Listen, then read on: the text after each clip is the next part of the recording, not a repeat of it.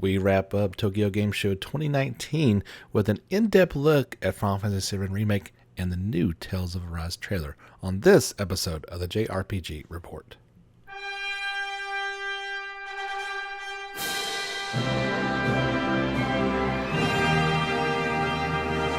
Hello fans, welcome back to your weekly JRPG podcast. This is the JRPG Report, and this is actually episode 78.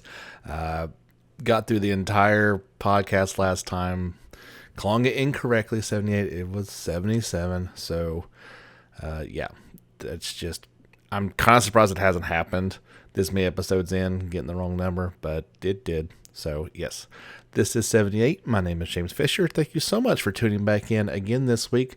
We have got, guys, just a jam-packed, awesome podcast for you today. We kind of thought that there might be a few things come out later on from Tokyo Game Show, and indeed, they did. So let's kind of dive right into that. I'm going to be breaking down the gameplays trailer that went out from the demo of the floor TGS for Final Fantasy VII Remake. I'm going to give you a real in-depth look into it. I've watched it a couple times over and really feel like I've got not only the basics of things, but some new details and some things we might have missed at first glance. So if there's any reason why you are not wanting to hear any of this, you want to find out for yourself, you just want to wait, you're probably going to want to skip ahead a little bit. I'll be talking about Tales of Arise and a few things about that later on. But that's why you're here, is to talk about JRPGs, and there is none bigger than FF7 Remake and its looming March 3rd, 2020 release of at least Episode 1. So we talked last week about the new trailer that came out and all the goodies that were buried in there, but there was a good 20 plus minute video that came out from the show floor, really detailing a whole lot of things. Let's just get right into it. First and foremost, what I want to talk about and what has me, it had me super excited, and it still has me excited. It's not exactly what I thought it was. There's a classic mode for this game. Now, no, it doesn't change the game into some sort of everybody stands around in turn-based combat old school game. However, it does make things easier. So they showed 3 different modes. There is now classic, easy, and normal. What we've probably watching it on has been normal. So that means every time you attack, it attacks. It plays more like a hack and slash than a turn-based combat game. You still will trigger all your abilities and items, those type of limit breaks. That's all done. In normal mode, you're doing everything. Easy mode looks to just make things a little more easy in terms of a difficulty spike. But now classic mode turns it into automatic attacks. So things in Blade Chronicles 2. That was my first impression, where the characters are auto-attacking. Now they're kind of taking this to the next level with classic mode, and they're making this accessible to maybe gamers like myself who played the original, who aren't as adept at action games, would like something a little easier. Maybe there's players that,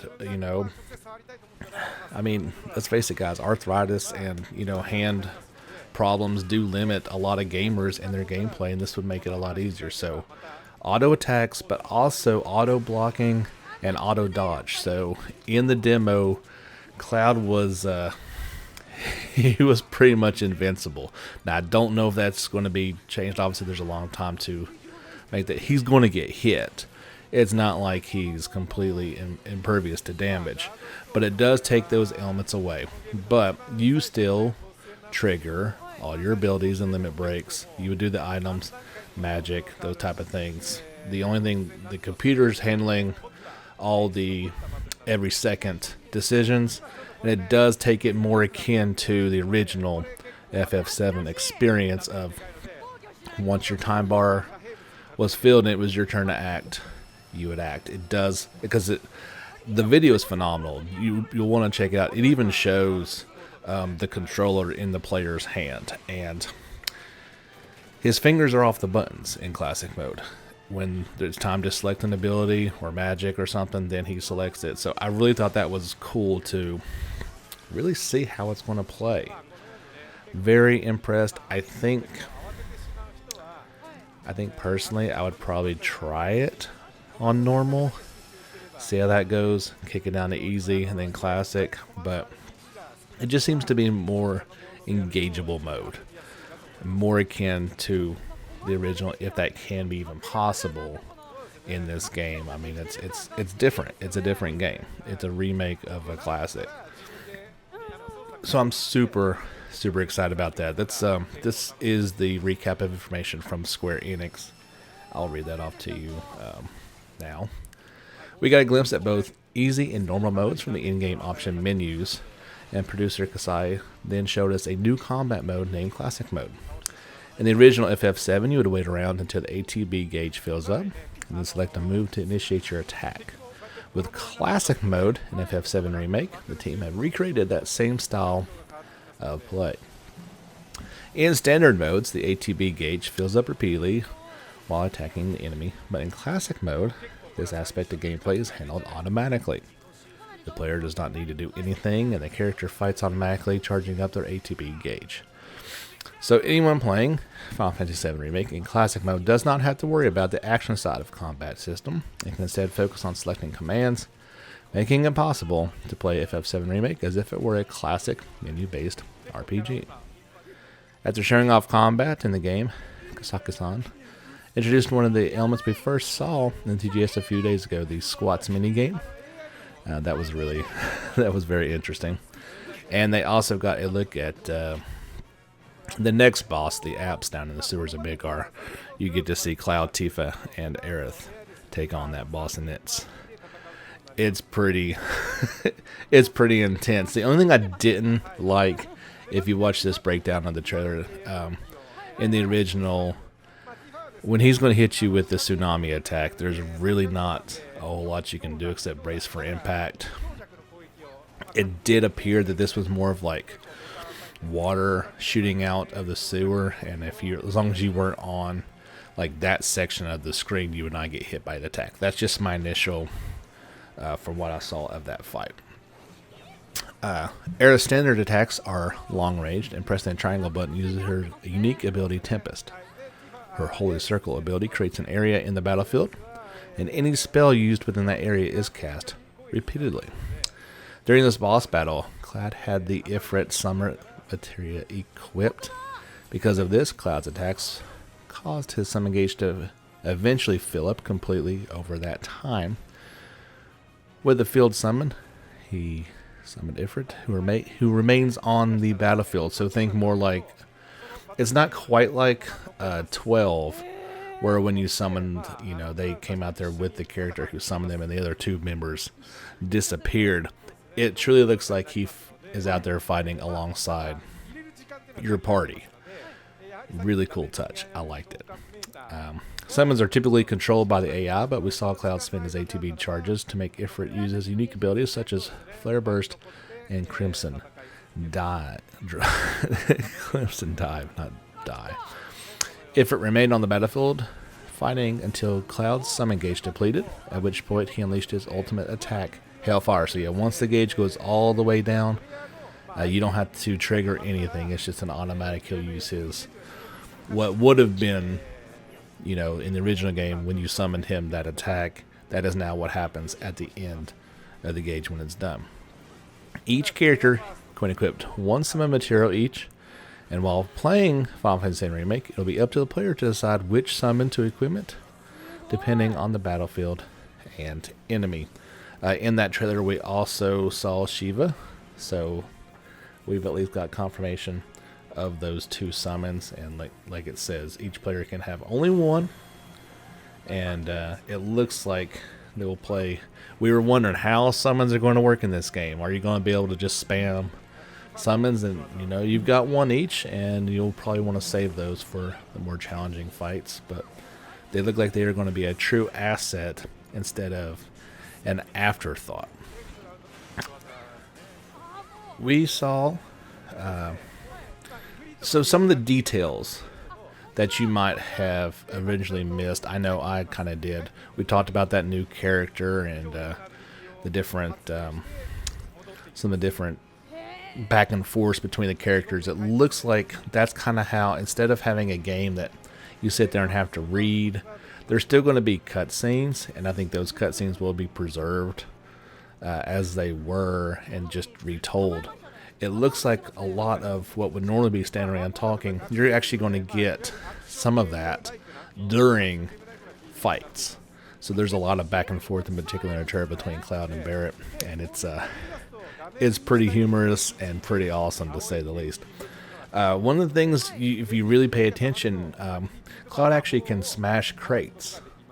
So, I mean, not exactly like Ratchet, but there's definitely going to be items that will be in the crates, and I'm sure Gil as well at some point. So you will want to smash anything you can see. I'm sure there will be other type of those items as we get further along into the game. So that was kind of a nifty little tidbit that I saw.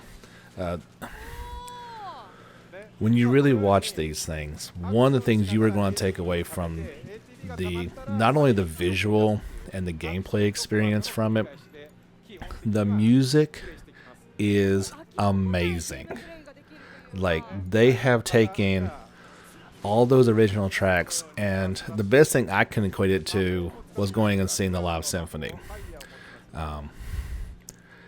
It is that quality of music in a game, and they've kind of taken multiple tracks and kind of melted them into an experience. So as you've got your standard battle themes as you're fighting normal enemies, the boss themes are ratcheted up to the next level. They intensify as the fight goes on. They get a little quicker as the HP bar starts to drop on the boss.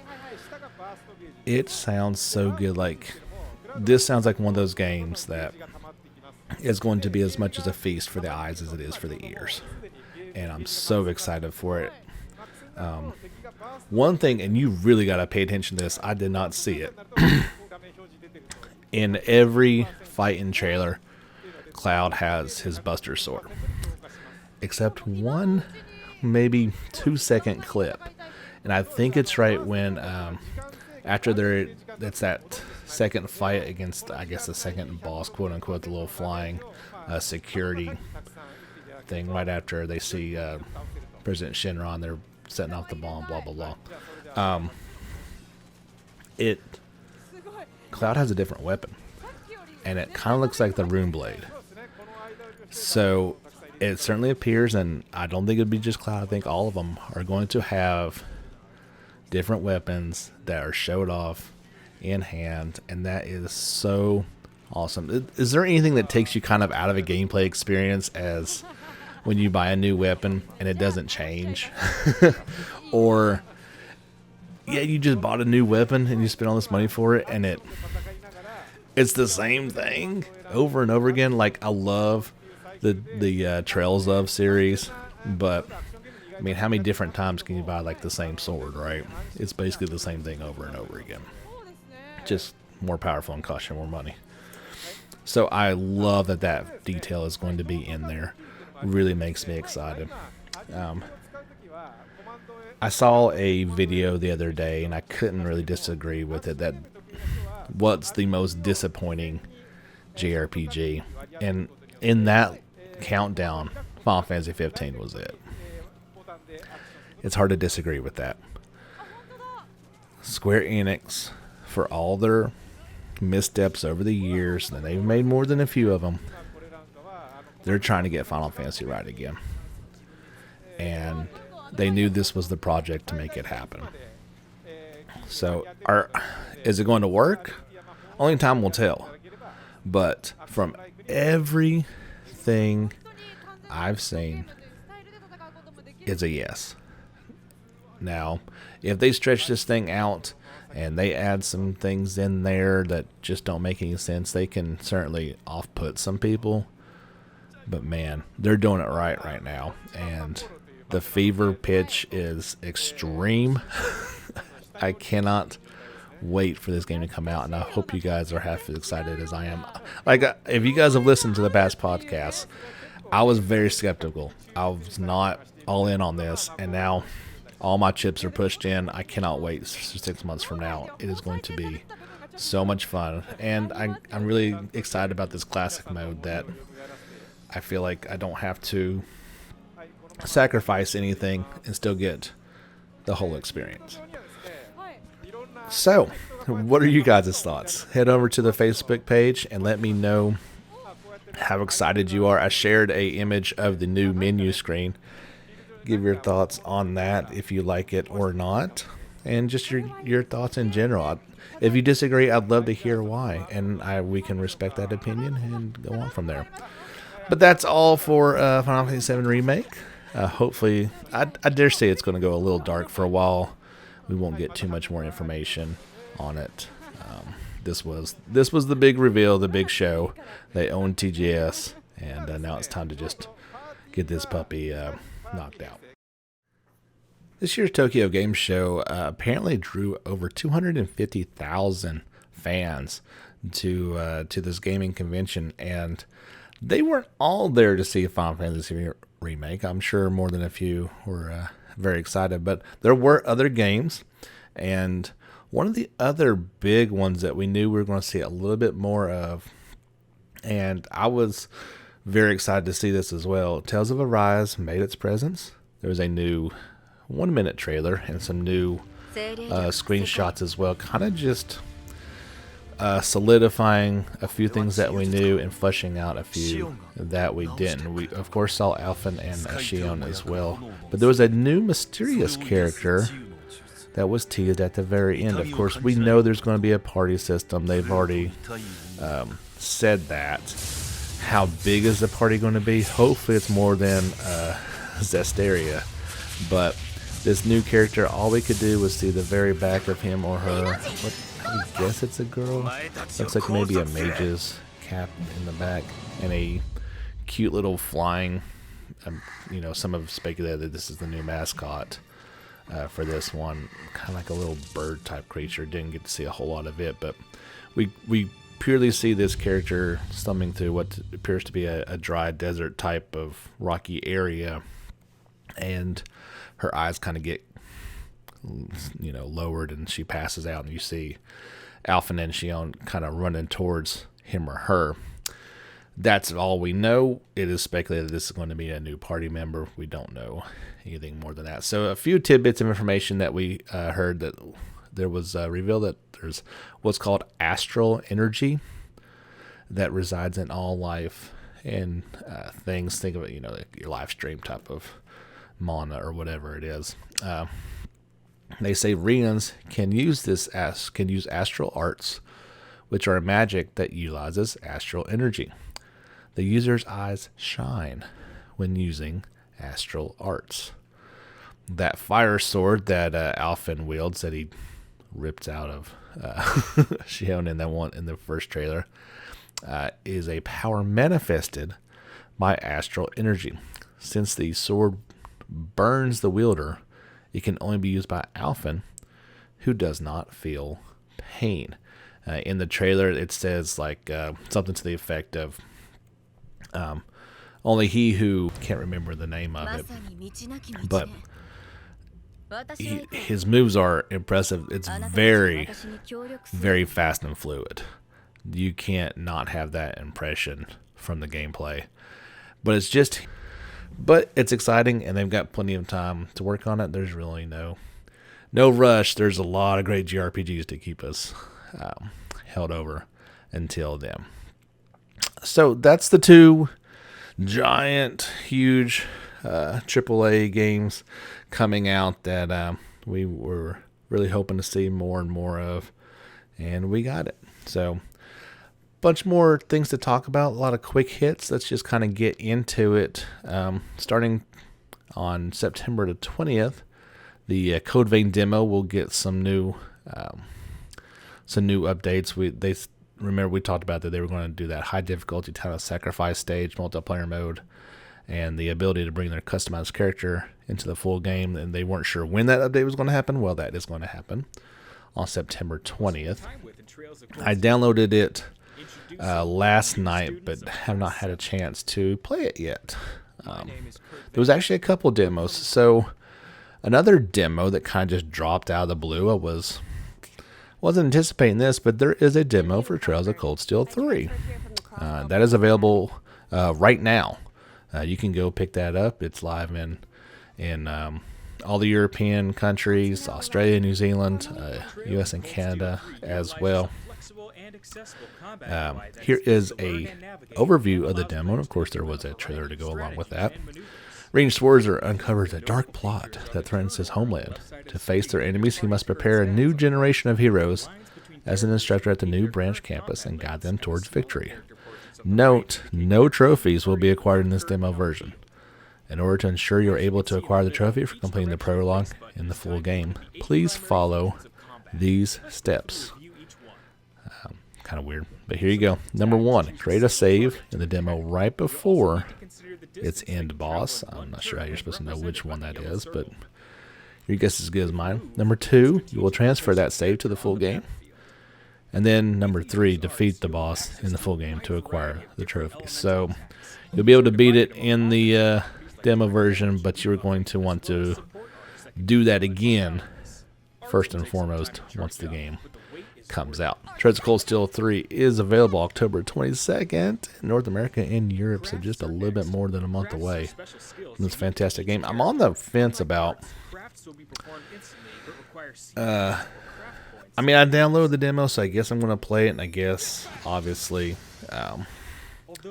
if you can port over your saved progress, that'd give me an extra hour or two off the game. These games are 100-hour games, so to save myself an hour or two seems like a pretty smart thing. Pretty smart thing to do. But yeah, so I got the Code Vein demo downloaded, and I've got Trails of Cold Steel 3 demo downloaded and ready to go. There was also a demo, and I didn't realize that this was on there. Maybe I reported about this before and I don't remember. Mistover has a demo that was on the PSN store.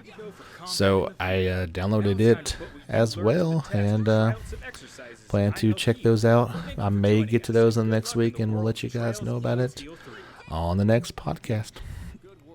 We got some updates. We got some new details about Fairy Tail. There was plenty of information scattered all over the place about that, so if you're interested in learning a ton more than I can really tell you about here, because there's a ton of images and videos to kind of go over.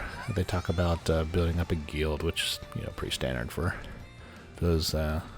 They've got a dream gathering of popular mages. So there are more than 10 unique playable characters. 5 of those have been announced so far. That's Wendy, Lucy, Natsu, Gray, and Erza. That you can experience this exciting story. So there's a whole lot of information. There's called the Mode Changer, which can be activated during battle. Support characters can also lend a hand with powerful magic attacks. So lots to check out there. They do say that, like the Atelier series, this game uses a symbol encounter system for battles. When you run into the enemy on the field, you will enter a turn-based combat to input the battle scene. Like the player's party, enemies also have a certain formation, and you'll have to think about the attributes and effect range of your magic. It is described as a highly strategic battle system. New information about Yokai Watch. Both Part 1 for the Nintendo Switch, there were some new screenshots for it. Level 5 came out with that. Of course, this game is coming out October 10th in Japan. No news on a Western release just yet, so if you want to check that out, you can do that. Then we had a major update to the map and boss yokai for Yokai Watch 4. So it kind of looks like both of these are going to be coming out very soon. Still no word on Western release, but that was a huge update for Yokai Watch 4. So I have a feeling that those are in the works for a Western release. We'll just have to wait and see. If you're a fan of the Sword Art Online series, there was a ton of new trailers and character details for it. There was also I think there's a new mobile game, so you'll want to distinguish between the two. And this one was the Alicization Lycaris. That's a subtitle for this Sword Art Online. That's the one that's coming to PC, PS4, and Xbox One. So a slew of new information and screenshots for that. I've been impressed with what I've seen for this one. It definitely looks better than I thought it would, if that makes sense. And it immediately reminded me with the 4 players running along the screen there as kind of look like Grand Blue Fantasy is trying to do.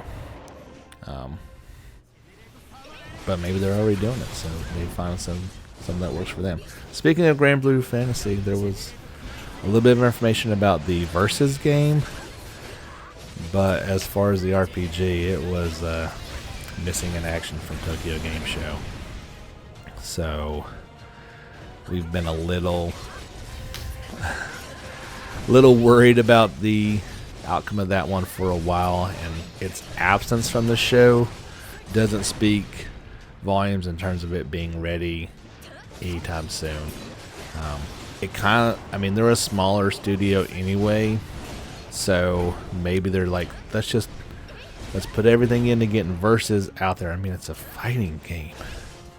You would think that would not be as difficult to complete as a JRPG for sure. So get that one pumped out and get it done, and then get on to making this giant JRPG that they've been working on for a while now. There was a new, they released the opening movie for Project Sakura Wars, so you can check that out if you are so inclined. It was, the opening movie is animated by Santagen, which recently announced the animation based on the game. They're handling those duties. It's due out. The game is due out on PlayStation 4 on December 12th in Japan and spring 2020 in North America and Europe. So if you want to check out that, you can do that. We got some new gameplay and screenshots for Final Fantasy Crystal Chronicles Remastered Edition. A full 21 minutes of footage. So if you're looking forward to that one, you can check it out. There's a large batch of screenshots, and of course one very long movie. So it's all in Japanese, so you're not really going to know what they're saying unless your Japanese is on point. But if you're interested in checking more of that out, you can do that. The game is due out worldwide: PS4, Switch, iOS, and Android on January the 23rd. Never got a chance to play that one. Kind of looking forward to checking it out when it does come out. Pokemon Sword and Shield details a new Pokemon. His name is Sir Fetched. Farfetch'd this is his evolved form. And I'm only talking about this because it's ridiculous looking. And his category is a wild duck. And I don't know why, but I just found that to be humorous. Yeah, so that's all the Pokemon news you're getting. That's done. Over with. Story of Seasons. Friends of Mineral Town had a new batch of screenshots out. Introduced the game's secret marriage candidates. Here's a brief introduction to those players. The Harvest Goddess. She lives in the springs on Mother's Hill. She is very sociable and friendly personality and watches over the protagonists. You had this guy, his name is Juan. He is a traveling salesman doing business in Mineral Town.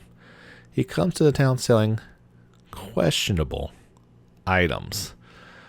I'm not sure what that got. And so this whole story is based upon the fact that I wanted to talk about this character called Kappa.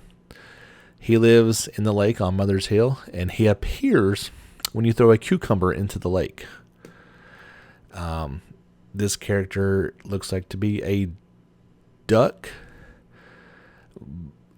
person, like artist that lives in the water and apparently likes cucumbers. And there is the gourmet, a gourmet critic said to have the strongest tongue. He only comes to Mineral Town on the day of the cooking festival. So these are the new people you can check out.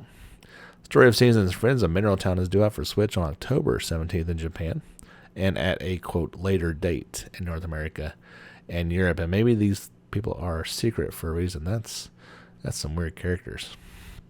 Not sure you want to get into that or not. Still no news on a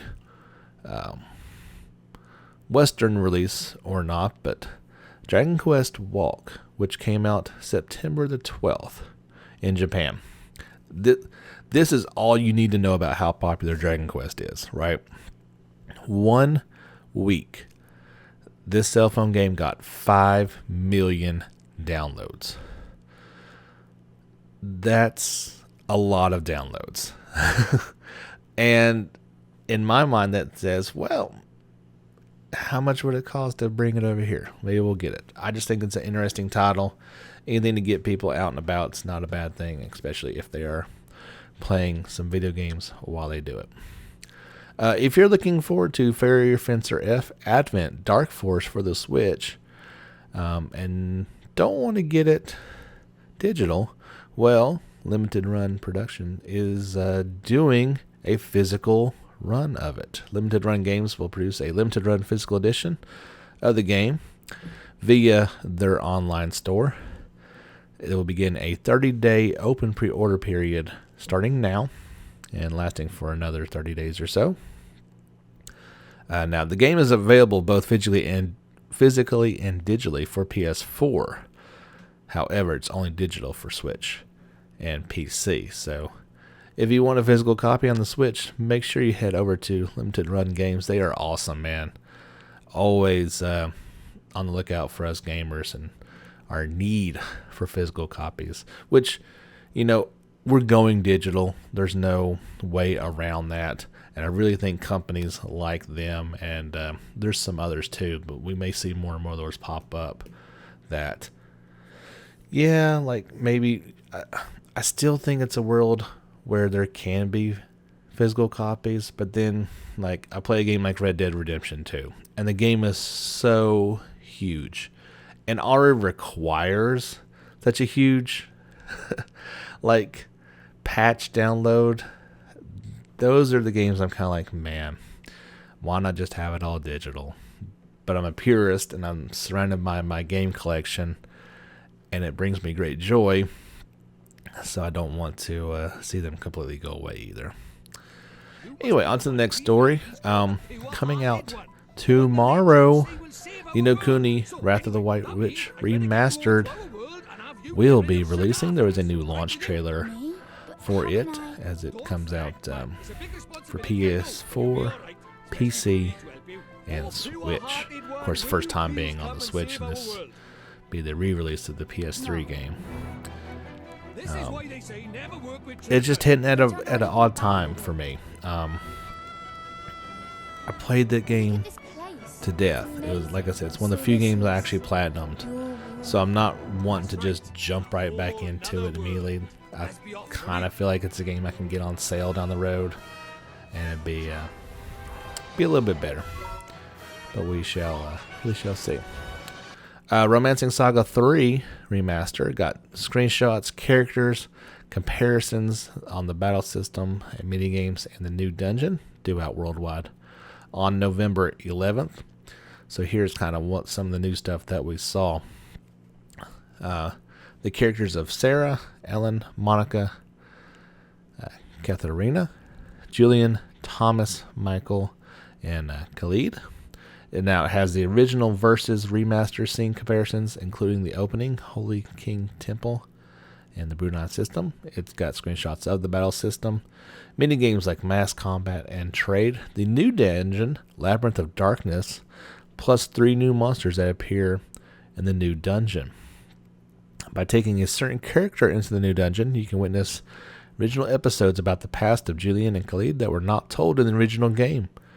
You will also get to see the past of another important character, the dungeon setup, and a new additional episode that was created for this game. New elements include New Game Plus and improved operability. There is also an autosave feature, plus more save data slots than the original version. Cross-save is supported between PS4 and Vita, and between Xbox One and Windows 10. The Xbox One and Windows versions are also cross-buy. As it is, the game is due out for PS4, Xbox One, Switch, Vita, PC, via Steam, Windows 10, iOS, and Android, and anything else you can possibly think of. I should just say available for everything, as that's pretty much everything but 3DS, isn't it? So, cool thing that they're doing there. Speaking of remastered, we are getting the Atelier Dusk Trilogy Deluxe Pack. This was announced for PS4, Switch, and PC. Pre-orders begin on September 26th in Japan. So the Dusk Trilogy had Aisha, Esha, and Logi, and the Shall. I always want to say Shallies, as that the two. It's just called Chalet, but there was the 2 girls named Chalet in that one. There's release date was not announced, but a worldwide release has been confirmed. So if you kind of missed on that trilogy and want to pick it back up in a remastered version, you can do that. You can do that with the original Arlen trilogy as well. I found that to be a bit pricey. Having played all those games already, we saw them. It just needs to be a little bit cheaper. That's pretty much all I want to say. There was 14 minutes of new footage for Trials of Mana. Square Enix showed off its remake of Trials of Mana. Looks incredible. I'm really looking forward to this game when it does come out worldwide for PlayStation 4, Switch, and PC on April the 24th. So plenty of new footage that you can check out about this one. If you were a little on the fence about it, you want to see it in action, you can do so there. I was extremely happy about this news story, and that we talked about it coming to Japan, and I said, please, please, please come to the West, and it is. Dragon Quest 1, 2, and 3 for the Switch are coming west on September the 27th. So, again, not perfect timing, but it never can be. And I thought these were pretty well price pointed. So, they released the Switch versions of Dragon Quest 1, Dragon Quest 2, Luminaries of the Legendary Line, and Dragon Quest 3, The Seeds of Salvation, via the eShop in the West, day and date with a Japanese release. So this is only digital. I've not seen anything about a physical collection as far as a Western release. Now, they are available physically on the Switch in Asia in English, Chinese, and Korean subtitles in October. You can get that via the Play Asia website. You can find the link to that in the story itself that I shared on the Facebook page. So here's the price points. For the original Dragon Quest, it's $4.99. Dragon Quest 2 is $6.49. Dragon Quest 3 at $12.49. I think that's pretty fair, as each 3 got to be a little bit bigger, and then much bigger in terms of scope of the games. I guess all this time I didn't realize that was like a trilogy, but that's pretty cool. Well, I finally get a chance to play Dragon Quest 2 and 3. Very excited about that. I'm not sure exactly how these games look. I've not seen any gameplay on it, but hopefully they look pretty. I mean, you're talking about very old very old games. So we'll have to wait and see how pretty they have managed to make them be. So good news indeed. Last thing we want to talk about, and I didn't bring this up last podcast, and it wasn't until sometimes when you are doing something and you forget, and then 2 minutes after you're done, like if you're talking on the phone with somebody, you need to tell them something, you forget and you hang up the phone. This was 2 minutes after I stopped recording last week. We did not have any news about Atelier Ryza. We've had something every week for months. We didn't have anything last week. Well, they took 1 week off, as we definitely had some stuff. This week there was a new story trailer and synthesis gameplay about the upcoming Ryza game coming out. It'll be out in just a week in Japan. We'll have to wait for it in the West until October the 29th. So you can check out the new story trailer and gameplay trailer. Now, I've got 2 stories linked on the Facebook page. The first is the original one that came out on September 14th. And that story trailer is in Japanese. Now, the latest trailer that I've got, I just put that over there today, as it just broke this morning, so I'm glad I got it. That actually is in English, so if you want to check that out, you can. And we got some details about what is being called the secret hideout. Now, this is how you can create and customize your own secret base of operations. Pretty cool. I guess I didn't realize that was in there. So here's the details via Koei Tecmo. As Ryza, the budding alchemist, and her mischievous group of friends set out in search of adventure, they'll be faced with a wealth of challenges to overcome. A series of circumstances leads the group into the depths of the mysterious sunken mine, a deep and dark, dried up environment that is home to something potentially evil, a gate to another world. To prepare for their harrowing journey, to save their homeland from whatever is lurking in the far-off land, the adventurers create a secret hideout as their new base of operations. As a budding young alchemist, Ryza will have to ensure she diligently practices synthesizing between her travels. The higher her alchemy level, the more useful her items will be for future adventures. In addition, players will be able to use the exciting new gathering synthesis system from the hideout to create new lands to explore. They can use forging to create new weaponry perfect for tougher foes, and item duplication to easily craft a variety of consumable items for their journey.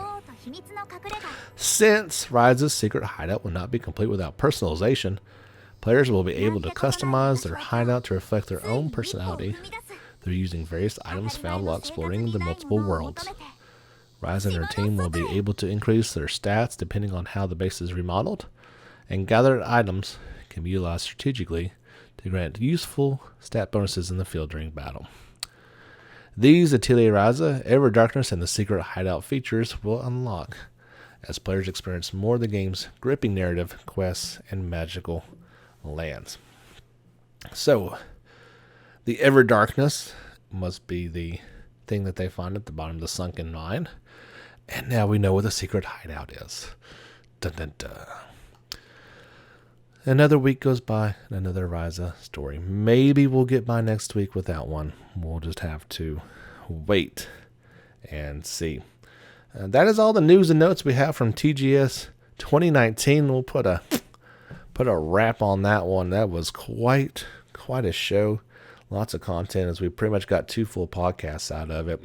I kind of anticipate not a whole lot coming out here. We'll be able to talk about a few things more in depth.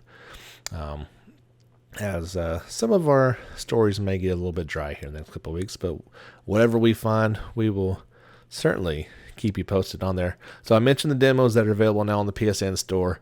Go check those out. While you're there, why don't you give Caravan Stories a download? It isn't going to cost you anything. Now, it is based off a mobile game, so if you don't care for that type of game, don't download it, okay? But if you do, you can check me out most nights playing it, or you can check out the live streams on our YouTube page or via the PlayStation. I'm having a lot of fun with it. Like, like I said, it doesn't cost you anything. So there's not that monetary investment in it. But it's just a kind of a fun, good time-killing, interesting game. I'm enjoying it. It's certainly holding me over just fine. So if you want to give that a check out and come play, I'm usually on there by about 9:30 or 10 every night and play for an hour or two. That'd be a lot of fun. Don't forget, there is the awesome, popular in Japan sale as well going on now on the PlayStation Store. Tons and tons and tons of not only JRPGs, but also other games that come from that side of the world that are popular, and some pretty significant discounts on some games. So if you haven't got a chance to pick them up, now would probably be a pretty good time to do it. Now, keep in mind, I love the PSN store, but sometimes, like, if you put the filter on there and just select RPGs, it will take out some RPGs from that list. I don't know if that's a store thing or if that's like the developer not giving a proper category for their game, but the main list is super long, so I thought it would be a good idea to just narrow it down and look for any good JRPGs that I wanted. And I had another chance to get on there and look through the full list. I was like, man, I don't remember seeing that. I didn't know that was on sale. So it's a long list, but if you want to see everything, you're going to have to just scroll through the whole thing. But definitely check that out. I think that goes on for another week, maybe 2. So you've got time. But head over there and check it out. You don't want to miss it. There's some deals to be had. That's it for this week. We'll wrap up the actual episode 78 of the JRPG Report. My name is James Fisher. Thank you so much for tuning in yet again this week. Be sure to check back next week. It may not be quite this long, but we'll have another podcast for you guys. Thank you so much for listening and tuning in every week. It's because of you guys that I do this. Don't forget, head over to YouTube. You can check out my live streams as well as the video version of this podcast with all the videos that I hinted at or talked about. You can check those all out in one spot. Until next time, guys, get back out there and level up.